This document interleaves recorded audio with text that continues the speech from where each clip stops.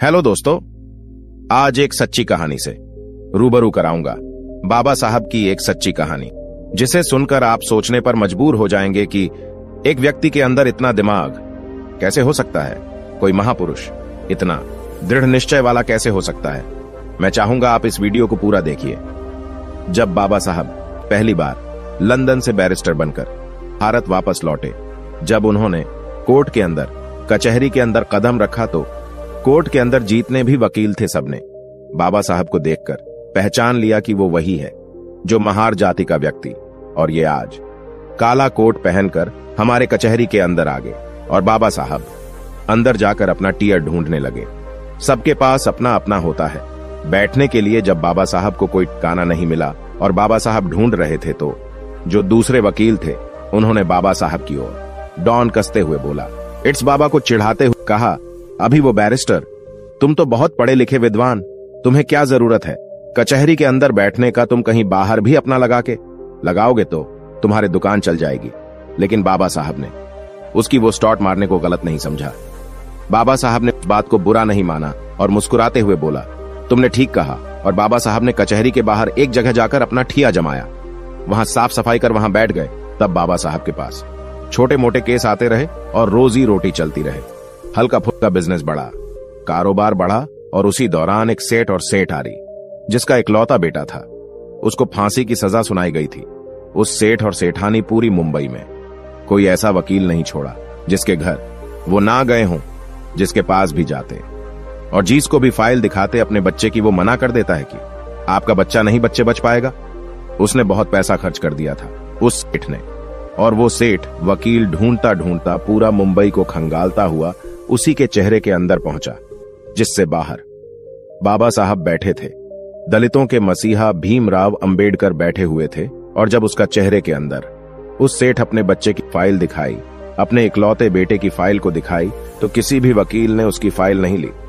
सभी ने इनकार कर दिया और कहा, इसमें कुछ नहीं हो सकता, तुम्हारे बच्चे को कोई नहीं बचा सकता। उस सेठ ऐसे ऐसे बड़े बड़े वकीलों को दिखाया जो कानून को अपना घर मानते थे, जो बोलते थे कानून तो हमारे मुट्ठी में है। ऐसे ऐसे वकीलों को फाइल दिखाई, लेकिन सबने फाइल देखकर इनकार कर दिया। और उस चेहरे के अंदर जो भी वकील बैठे थे उसने फिर से टोन कसते हुए बोला, अरे सेठ, तुम्हारा केस वह लड़ेगा जो बाहर बैठा हुआ है, महार जाति का व्यक्ति। वो बहुत विद्वान, वो बहुत पढ़ लिख कर आया है। वह बाबा साहब पर डोंट कस रहे थे, दलितों के मसीहा पर डॉन कस रहे थे, वो बाबा साहब को चिढ़ा रहे थे। सेठ मन से रो रहा था। उसे आशा की एक किरण चाहिए थी, बस क्योंकि उसका इकलौता बेटा जिंदगी और मौत में अटका हुआ था। और जब उस सेठ ने उस वकील की बात सुना तो सेठ उसकी बात मानकर वहीं बाबा साहब के पास पहुंच गया।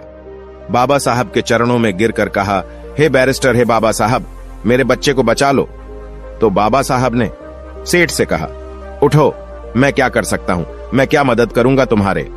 यह फाइल तुमने कितने ही वकीलों को दिखाया होगा, तुम वही जाओ, मैं क्या कर सकता हूं, मैं तो बाहर जाति का हूं, मैं लिए जाति से हूं। तो सेठ, आप बहुत बड़े वकीलों को दिखाओ। सेठ ने बाबा साहब की शक्ल देखकर कहा, नहीं, अगर मेरे बच्चे को कोई बचा सकता है तो बैरिस्टर आप बचा सकते हो मेरे बच्चे को, वरना पूरी दुनिया की कोई ताकत मेरे बच्चे को नहीं बचा सकता। मैं आपका चेहरा देखकर बता रहा हूं। बाबा साहब, आप मेरी बात मान लीजिए, ये बैरिस्टर, मेरी बात मान लीजिए। मैं तो एक बाप, मैं इस पीड़ा को सहन कर लूंगा, लेकिन जो उसकी मां है, जब उसे पता लगेगा कि उसका बच्चा नहीं रहा तो वह भी उसके गम में मर जाएगी। मेरे घर से 2 अर्थियां उठेंगी, बाबा साहब, 2 अर्थियां उठेंगी। मेरा इकलौता पूत है, मेरा इतना बड़ा कारोबार, इतना बड़ा बिजनेस है, कौन संभालेगा, क्या करूंगा मैं इसका। जब बाबा साहब ने सुना कि उसकी मां मर जाएगी तो बाबा साहब को वह बात याद आई। जब बाबा साहब छोटे थे, बाबा साहब की माता हेमाबाई ने एक बात कही थी कि भीमा, अगर कभी जरूरत पड़े किसी निर्दोष की जान बचाने के लिए, अगर किसी अच्छे काम के लिए झूठ भी बोलना पड़े तो संकोच मत करना भीमा, संकोच मत करना। और बाबा साहब ने फाइल देखी और फाइल देखकर बोला, सेठ, ये बताओ, इससे पहले ये फाइल किसी और वकील को तो नहीं दिखाई। सेठ ने बोला, हे बैरिस्टर, ये फाइल दिखाई नहीं, मैंने इस फाइल पे इतना नोट खर्च किया कि किसी की आने वाले 3 पीढ़ियां भी कम आ नहीं सकती जितना मैंने इस फाइल पर खर्च कर दिया है। बस आप मेरे बच्चे को बचा लीजिए। वह हाथ जोड़कर गिड़गिड़ा रहा था, बाबा साहब के चरणों में गिर रहा था बाबा साहब के सामने हाथ जोड़कर खड़े थे। बाबा साहब ने उसकी पीड़ा देखकर कहा, जाओ सेठ, मैं तुम्हारे बच्चे का केस लड़ूंगा, जाओ। और जब बाबा साहब माने केस लड़ने के लिए तो वो सेठ बहुत खुश हुआ और उसने बोला, मुझे यकीन है बाबा साहब, मेरा बच्चा अब बच जाएगा। जिंदगी और मौत में बस 10 दिन का फासला था। फांसी को बस 10 दिन बचे थे। कचहरी लगी, अदालत लगा, कोर्ट लगी। कोर्ट के अंदर दोनों पक्षों के वकील आए। जब बात बोली गई तो जज बोला, अंबेडकर, तुम कुछ दलील देना चाहोगे? तब बाबा साहब ने बोला, नहीं जो साहब, आप अपना फैसला सुनाए, मैं कुछ नहीं कहूंगा।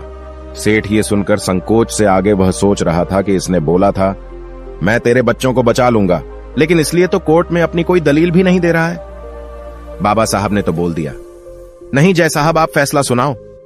वह सेठ मन में कह रहा था, अंबेडकर, तुमने अच्छा नहीं किया बैरिस्टर। मैंने बड़े आशा के साथ यह फाइल तुम्हारे पास लेकर आया था। मैंने तुम्हारे चेहरे को देखकर बता रहा था कि तुम मेरे बच्चे को बचा लोगे। और जब फांसी की सजा जज ने सुना दी और जब उस लड़के को फांसी की सजा देने के लिए लेके जा रहे थे और उसके गले में अभी फंदा डाला ही गया था कि तभी बाबा साहब ने कहा, बस, आपने फांसी की सजा दी थी, आपने मौत की सजा नहीं दी थी। इसी तरह उस लड़के